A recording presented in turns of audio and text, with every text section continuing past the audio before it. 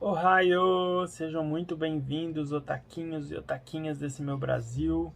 Eu sou o Denil Otaku e hoje eu estou aqui para falar sobre a sala de aula que derreteu do Junji Ito. Sim, vamos falar sobre essa obra maravilhosa. Mas antes disso, eu já queria pedir para você já deixar o seu like, se inscrever no canal se você ainda não é inscrito, ativar o sininho de notificações para você não perder nenhum vídeo que a gente for postar aqui daqui para frente, deixar aquele comentário maroto para criar engajamento e assim a gente levar a palavra do mangá para mais gente no Brasil todo. Demorou? Então vamos direto falar dessa edição maravilhosa do Pipoque Nankin.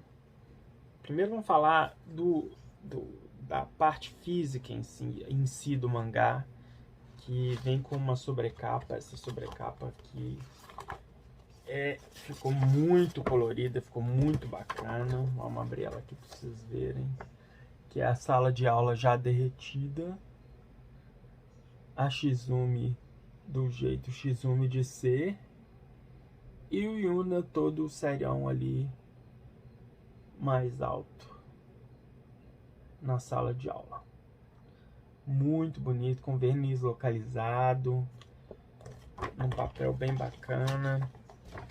E o livro e o mangá em si, ele é pretão aqui, já com ideias de adoração ao diabo, que a gente vai falar nesse mangá. Então, se você tem alguma sensibilidade a esse assunto, sugiro passar para o próximo vídeo. Mas nada muito pesado não, é de boas, viu? Pode ficar tranquilo. Ele é dividido em vários contos, vários pequenos contos, que são a sala de aula que derreteu, a beleza que derreteu, o apartamento que derreteu, o amor de Shizumi e a coletiva de imprensa do diabo. Tem outros dois contos no final que não fazem parte desse grande conjunto e que é mais simplesinho, que eu não gostei tanto. Mas esses são os principais, assim, que a gente vai comentar a partir de agora. Então vamos lá. O que eu gosto bastante do Junji Ito aqui nessa obra é que ele pegou algo bem corriqueiro da vida, assim, e transformou em algo maléfico, em algo bizarro, e em algo extremamente medonho, amedrontador, assim, que foi o ato de pedir desculpa. Simples assim. Quem nunca pediu desculpa, quem nunca ouviu um pedido de desculpa na vida, né? E assim começa a primeira parte aí, o primeiro conto, que é a sala de aula que derreteu. Temos aí um casal de irmãos, que é o Yuna e a Shizumi. O Yuna Azawa, se eu não me engano. Yuna, ele é um aluno que acabou de ser transferido para o colégio. E assim que ele se apresenta, ele já baixa a cabeça e já pede desculpa para a sala. E a galera já começa a zoar ele, porque, claro, o menino acabou de chegar, já tá pedindo desculpa, por quê, né? E então ele já atrai uma quantidade de bullying para cima dele gigantesca. E só pedindo desculpa, continua pedindo desculpa. Mas apesar disso, ele vira amigo da Keiko. A Keiko que narra a história, na verdade. Passa a andar com ele e sem entender por que dele pedir tanta desculpa o tempo todo, a motivação disso, a necessidade disso, por que ele faz isso, até que ela encontra com a Shizumi, sem saber que ela era irmã do Yuna. A Shizumi vai atrás dela, a gente tem aquela apresentação da Shizumi com aquela língua do tamanho da cabeça. É bem grotesco mesmo, assim, a primeira parte. Essa está sempre com um olhão e com com a linguana pra fora. Mas ela é uma personagem bem interessante, assim, porque apesar de tudo, ela é a única personagem ali que realmente conta a verdade e sabe da verdade. E apesar de não ser uma verdade fácil de se ouvir, apesar de mexer com o imaginário das pessoas, é a verdade, né? Então ela vai, mas antes dela contar sobre o que o irmão dela faz, primeiro ela vai aterrorizar a Keiko a ponto de quase matar ela atropelada. E ela vai parar no hospital, a Keiko vai parar no hospital depois disso. E nesse momento o Yuna chega para pedir desculpa, para pedir perdão para ela, para os pais dela, porque a culpa, ele vai dizer que a culpa era da irmã dele, que aterrorizou a Keiko a ponto dela correr para a rua e ser atropelada. E ali eles ficam com sede de vingança e querendo chamar a polícia, mas ele ajoelha e pede perdão de novo, de novo, de novo, até que eles cedem e tudo bem, deixam. E a Keiko passa a ter um carinho especial a mais, que ela já tinha um carinhozinho pelo Yuna, mas passa a ficar maior, assim, o desejo dela de estar na presença dele, de estar com ele. Ele leva flores para ela no hospital. A gente nunca entende bem quais são as motivações do Yuna, por que dele agir dessa forma, se é só pelas coisas que a gente vai falar daqui a pouco ou não. Mas o fato é que eles passam a andar juntos e ele vai explicar para ela. Aí, primeiro sinal vermelho aí, primeiro red flag, é que ele já se denuncia falando para ela que quando ele era pequeno, os pais dele eram muito severos, muito duros com ele.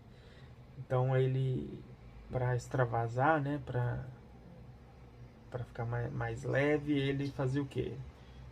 Jogava bola? Não. Ele matava pequenos insetos, sapos e pequenas cobras. Sim, ele fala isso como se fosse a coisa mais normal do mundo. E segundo ele, a Shizumi foi uma amaldiçoada por um espírito das cobras, alguma coisa nesse sentido. Tirou da cabeça dele, mas e a Keiko não parece colar com ela essa explicação muito bem, não. Tipo assim, isso não faz sentido, o que você está falando, não sei o que, e fica por isso mesmo. Quando ela se depara com ele de novo, ele tá pedindo perdão para um casal em frente a uma casa, e de repente dá nela uma vontade de ajudar muito grande. Então ela sai correndo, ajoelha ao lado dele e começa a pedir perdão também. E nessa hora ficou muito sutil, mas para mim ficou muito claro que, sem querer, ela estava adorando ao diabo junto com ele ali. Primeiro ela fala que ela ficou feliz, sentiu alguma coisa diferente quando ela estava ali ajoelhada, e depois, quando ela vai para casa dele para tentar ser amiga da Shizumi, para ela deixar de ser do jeito que ela é, para ser uma pessoa normal de novo, são dois quadros. É esse que ela fala que ela sentiu alguma coisa, e esse segundo quadro que ela fala que ela estava um pouco fora de si, que ela estava um pouco eufórica, talvez por ter se ajoelhado ao lado do Yuna. e pedido perdão para aquele casal. Então, assim, ela não estava no seu estado normal de ser quando ela entra naquela casa e se depara com a Shizumi, que conta a verdade para ela, que na verdade os pais dela nunca foram duros com Yuna, que na verdade ele ia aos pés da montanha para invocar o diabo, para tentar invocar o diabo, matando esses animais, tentando fazer contato, e em uma dessas vezes ele conseguiu. E desde então ele vem pedindo desculpa para todo mundo. E quando ele pede desculpa, as pessoas começam a ter o seu cérebro derretido. Sim. A Keiko, é claro que não acredita em nada disso. Fica falando que não, que ela não pode falar assim do irmão. E o mais, e o mais legal é que ele não só faz isso para adorar o diabo, mas ele também fica excitadaço quando ele faz isso. O que é uma mistura muito nojenta de você imaginar as pessoas derretendo, ele com, né, daquele jeito, e ajoelhado pedindo perdão, e essa mistura toda é grotesca, é bizarra, e o Junji Ito faz isso tudo funcionar de uma forma maravilhosa. Tá, aí a Shizumi, para tentar provar o ponto dela, mostra a cabeça, né, dos pais, que já está ali decomposta há muitos anos, ainda com os líquidos escorrendo ali, mas depois a gente vai entender porquê nos próximos contos. E a Shizumi sai dali correndo, vai para casa, e os pais dela estão gripados, estão ali com o narizinho escorrendo. A mãe dela chama ela para jantar, coloca a mesa, mas não tem comida nenhuma. A mãe dela simplesmente esqueceu de fazer a comida, o que é muito bizarro e passa batido. Não entendi porquê, não era para ser algo, né, normal. Mas a Keiko diz que não tá com fome, dá uma fungada e vai pra cama. No outro dia, a sala de aula toda tá fungando, tá com o nariz escorrendo, e aí começa a parte realmente nojentaça mesmo, que é a sala de aula toda começa a derreter, inclusive o professor, né? E aí você vê aqueles quadros bem próximos, assim, de narizes escorrendo muito até na boca, assim, e o pessoal que faz bullying com ele, com o Yuna, tá de novo pedindo para ele se ajoelhar, para pedir perdão, e ele vai, se ajoelha, pede perdão de novo, e eles começam a derreter os olhos, começa a sair pelo ouvido, e quando a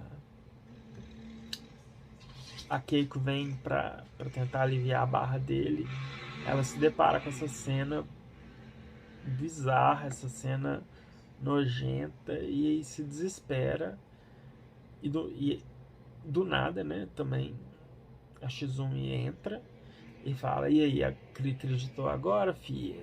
Finalmente deu pra você perceber que meu irmão tá pedindo perdão pro diabo e não é pras pessoas. Aí eles dão uma explicaçãozinha lá de que ondas eletromagnéticas malignas que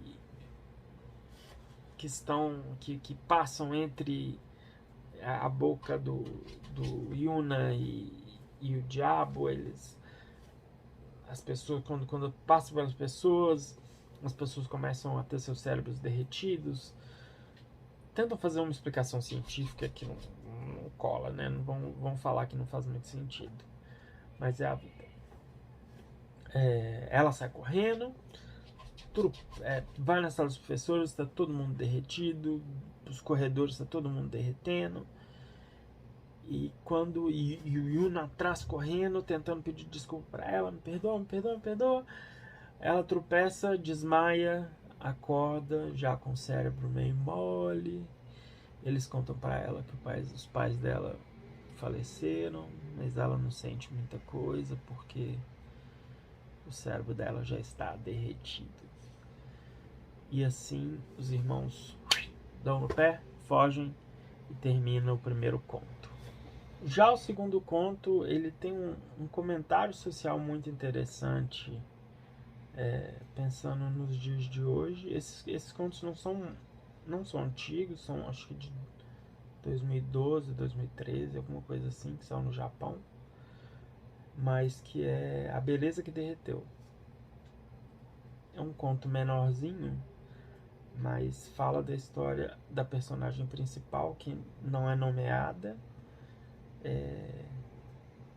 que chega para ter um papo com uma antiga amiga da escola chamada Maiko. E quando a Maiko chega para apresentar um namorado, que é o Yuna, essa amiga dela percebe que ela está com a feição assim horrível, horrível, já assim toda desfigurada, e o Yuna elogiando ela, falando que ela tem uma beleza esplêndida, que não sei o que,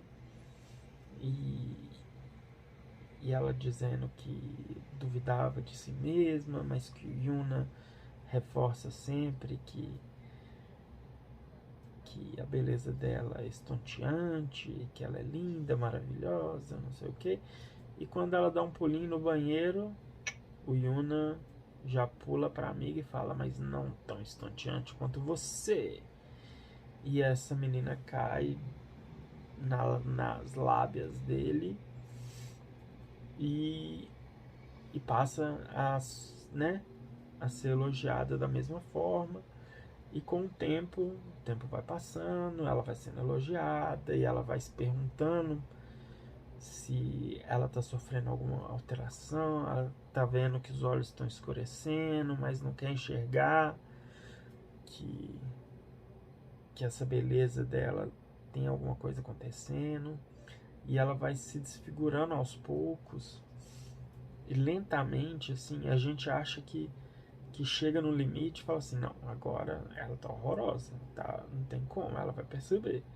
E em nenhum momento ela percebe, e o Junji Ito consegue fazer versões cada vez mais bizarras e cada vez mais feias dela, até que no fim das contas a gente percebe que ele tem um outro poder. O Yuna tem um poder, e quem vem nos contar esse outro poder, claro, foi a irmã dele,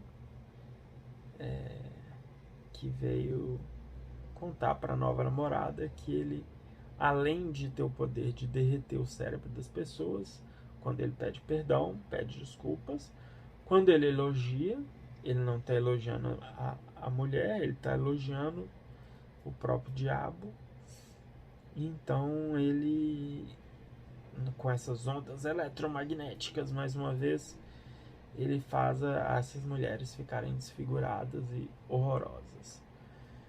E elas vão acreditando nele. Então, mesmo depois de levar um pé na bunda e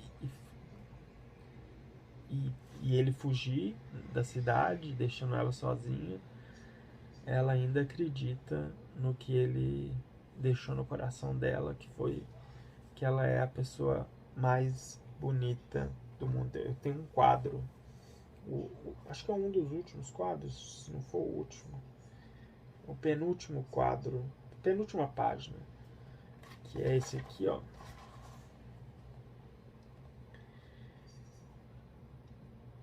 Aí, que é exatamente isso que acontece. Que ele diz: para sempre me curvarei diante da sua beleza. E ela com a mãozinha assim, tipo: ai, sério, você vai sempre se curvar diante da minha beleza? E na verdade ele tá falando com o demônio atrás dela. E é isso que ele faz da vida, né? Derrete pessoas, transfigura outras e dá no pé para outra cidade. Eu nunca entendi se esses irmãos trabalham juntos, se eles se dão bem ou não, mas, né, no fim das contas eles estão sempre juntos, né? Apesar de não parecer que eles se gostam, que eles se dão bem, eles estão sempre ao lado um do outro. E rapidinho, só para falar do comentário social que eu achei interessante sobre esse conto, é que hoje em dia as redes sociais, principalmente o Instagram, assim, traz essa preocupação gigantesca das pessoas com beleza, né? Então, todo mundo quer ouvir o tempo todo que tá lindo, que tá maravilhoso, que são muito, muito bonitos, que são muito elegantes, que são muito chamativos, que são fortes, ou que são, enfim. E talvez seja um pouco disso, né? Às vezes as pessoas querem tanto ouvir isso que na verdade não percebe que elas estão ficando cada vez mais feias emocionalmente, mais feias por dentro ali, com o coração mais, né,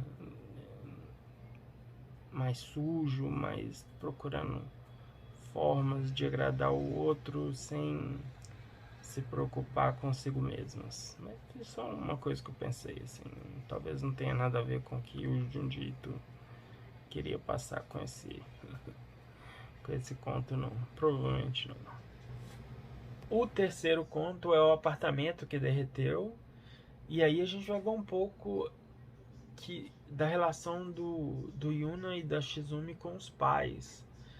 E aí você vai perguntar, mas os pais não tinham morrido? Sim, os pais morreram.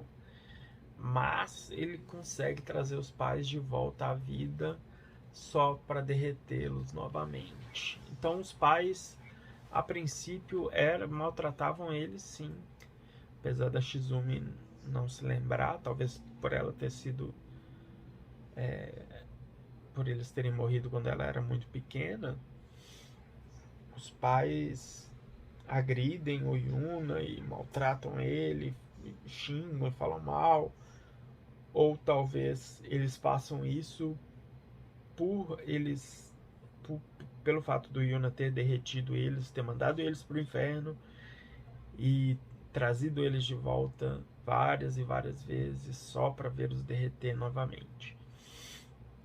Fica aí a dúvida. O que vocês acham que aconteceu? Por que eles tratam Yuna da forma como eles o tratam? Não sei. Sei que o prédio todo fica tentando descobrir os motivos dessa gritaria toda que acontece na casa do Yuna, e os pais dele já se parecem com corpos andantes. Foram deixar uns bolinhos lá pra galera e o bolinho fez todo mundo passar mal da barriga.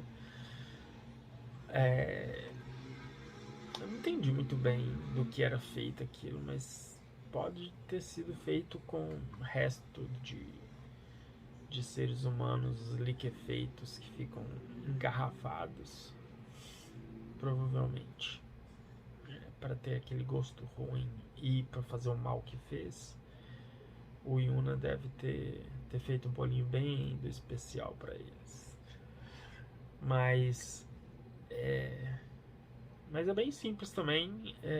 É só pelo bizarro, é só pelo nojento que essas histórias ficam muito gravadas na sua mente, assim. Porque é uma história simples, é a história de abuso, em que os vizinhos se intrometem, e quando vão abrir a porta, estão vendo que os pais vão matar o Yuna, os pais começam a derreter, eles ficam boquiabertos depois de receberem vários pedidos de desculpa do Yuna também durante esse tempo que eles ficaram lá.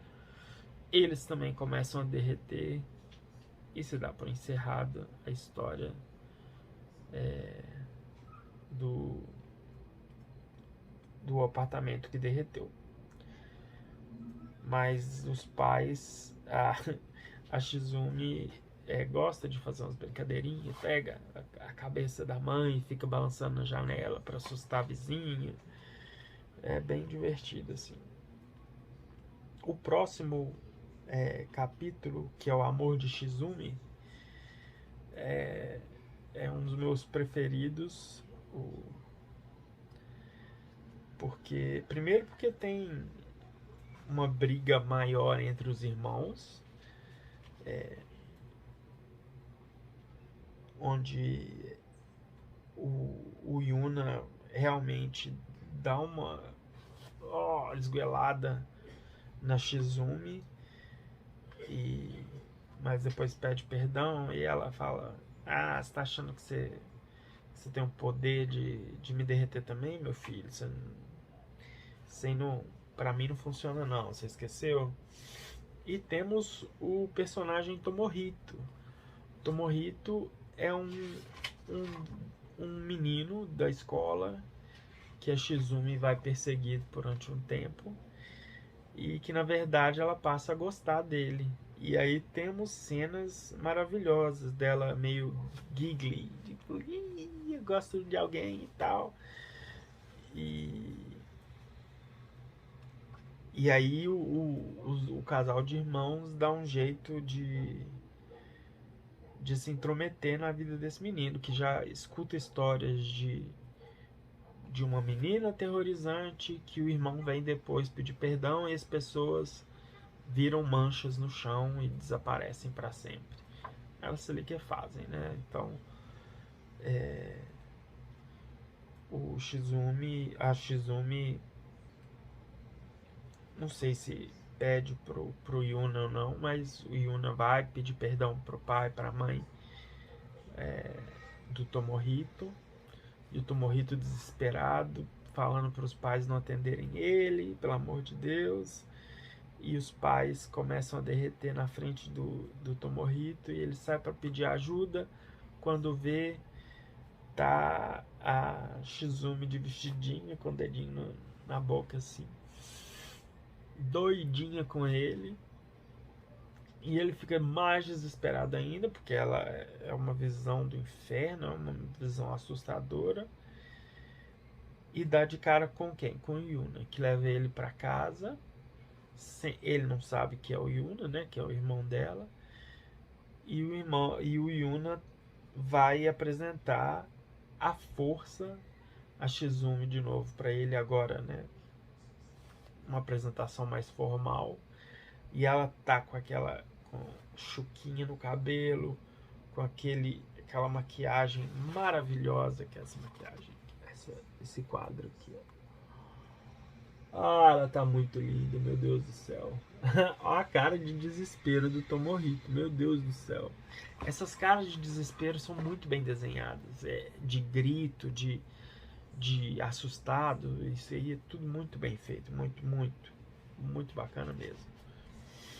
E a Shizumi vai tentando, vai lambendo ele, vai tentando dar uns beijos nele lá, dar uns pega nele, mas não funciona. O Yuna vai falar que ela é fruto de sexo, né, da mãe dele com o diabo, que não dá pra saber se é verdade ou não, mas a Shizumi já desmente ele, falando que quem tem pacto com o diabo é ele. Eu acho que quem tá falando a verdade aqui é ela, e que esses contos foram publicados separados. Então, só para lembrar a galera do que é a verdade, ele conta uma mentira, ela vem com a verdade. Então, acho que é isso que acontece, assim. E aí, ela lambendo ele, meu Deus. Olha a cara de desespero desse menino. Não tem igual. Esse mangá é muito bacana. E aí ela falou assim: então foi mamãe que teve um caso com o diabo. Então você não vai ligar se eu beber essas garrafas de gente ali que é feita, que você guarda, não, né? Então aí ele fala: não, larga isso, essa pessoa foi boa com a gente, não sei o que. E as pessoas liquefeitas dentro da garrafa vão tentar ajudar o Tomohito a sair de lá. Então elas vão se balangando ali dentro da garrafa, vai pra lá e vai pra cá, e derruba até virar aquela poça de gente liquefeita no chão. O Tomohito, assim, esse menino vai precisar de psicólogo pro resto da vida. Mas aí ele consegue escapar, né? A gordurinha das pessoas entra ali no meio da corda, entre ele e a corda, e ele consegue escapar e dar no pé e nunca mais encontra esses irmãos malditos. Então chegamos para o último capítulo e o último conto, que é A Coletiva de Imprensa do Diabo. E quem volta para nos dar um desfecho bacana aí e encerrar tudo com chave de ouro é a Keiko. A Keiko lá da sala de aula que derreteu, ela volta na cadeira de rodas com um repórter, e esse repórter tá lá porque a Keiko consegue psiquicamente saber onde ele está a todo momento. Depois a gente vai descobrir que isso é mentira, né? Que esse repórter, na verdade, não é repórter coisa nenhuma. E que é uma reviravolta muito, muito boa, muito, muito bem pensada, muito bem feita. Na verdade, esse repórter é o próprio diabo. Mas que ele tá ali pra colocar em xeque tudo que o Yuna é e tudo que ele tem feito pelo Japão todo, assim, né? Então tem muita coisa ligando ele a fatos bizarros que tem acontecido em todo o Japão. A Keiko tá extremamente estressada, tá pingando suor e fica desesperada quando vê a Shizumi. O Yuna já ajoelha no chão, já começa a pedir perdão.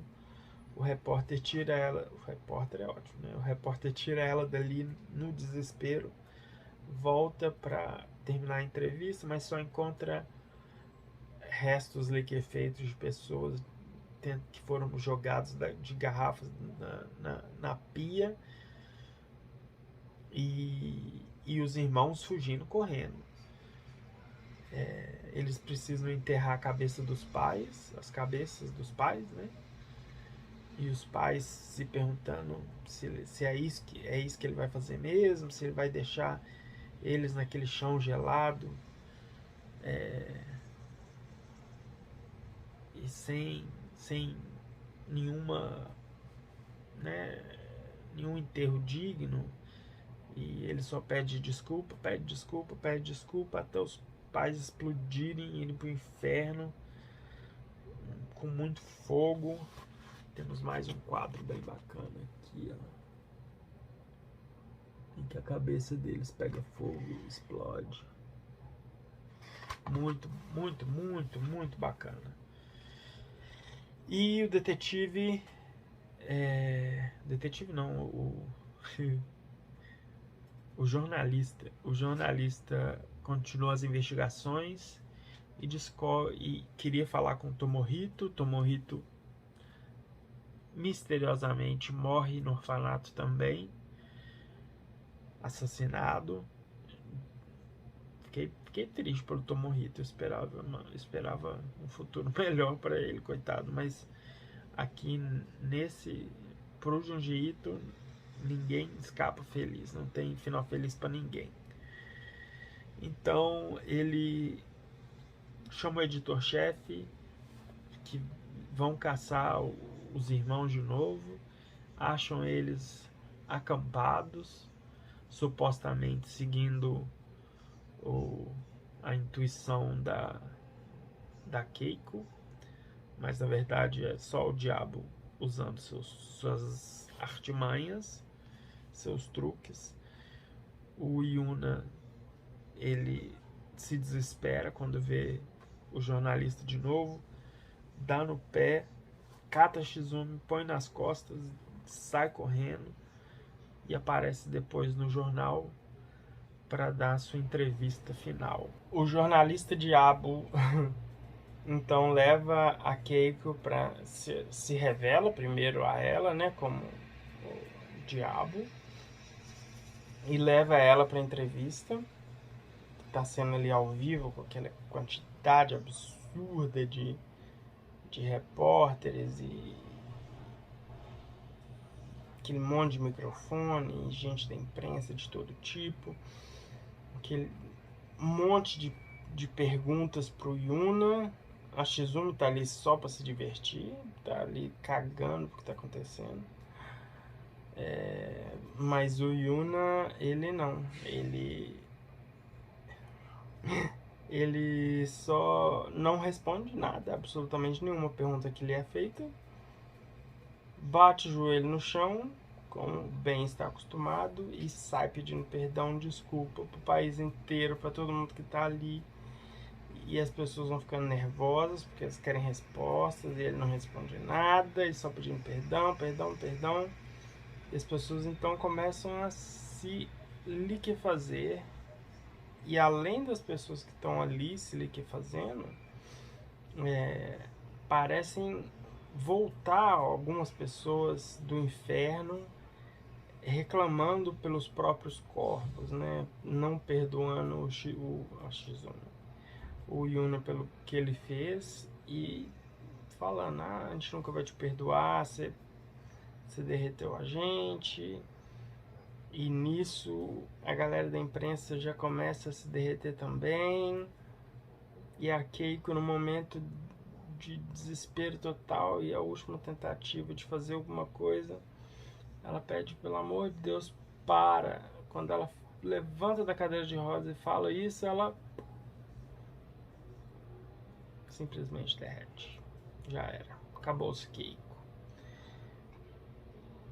E logo em seguida começa a Shizumi dar um desesperozinho nela, que parece que as coisas estão fugindo do controle pela primeira vez. E começa a derreter gente do teto em cima dela e depois em cima do Yuna. E fechamos com uma imagem do diabo sobressaindo por cima de todos ali. O que deu, o que aconteceu com as pessoas que estavam assistindo, fica para nossa imaginação. O que aconteceu com o Yuna e com a Shizumi, fica para nossa imaginação. O Junji Ito não nos dá a resposta final para essas perguntas. E o que tá tudo bem. Eu, na minha cabeça, eles morreram ali e